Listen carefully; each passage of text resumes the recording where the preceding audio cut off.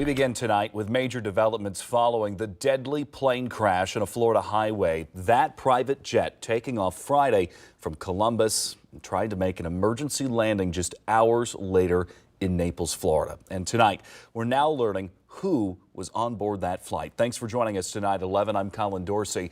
The Collier County Sheriff's Office says 5 people were on that plane. 2 died and 3 survived, including 2 passengers who boarded that plane at the Ohio State University Airport. And that's where we find 10 TV's Tara Jabor. She joins us live tonight. Tara, what do you know about the survivors and the victims so far?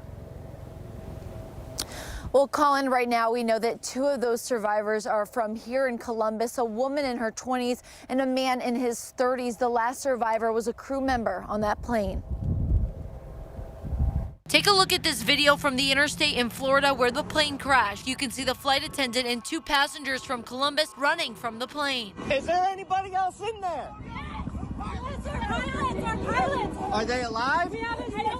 The Collier County Sheriff's Office says they have tentatively identified those who were killed in the crash. 50-year-old Edward Daniel Murphy, the pilot of the plane, and 65-year-old Ian Frederick Hoffman, the second in command. The Federal Aviation Administration and National Transportation Safety Board are investigating what caused the crash. According to FlightAware, the jet left Ohio State University at around 1 p.m. and tried to make an emergency landing before crashing around 3:15 p.m. near Naples, Florida. We spoke to one woman who was on the highway just before the plane went down. It was so close, like right over our head, and it hit down straight onto the highway and just kept like gliding across the highway until it hit the giant concrete barrier there and exploded. Walker says her car was close to getting hit by the plane, but the driver put the car in reverse when they saw the plane coming down. It was just shock. It was shock. It was craziness because when it came down, the wing hit a car. So the first thing I noticed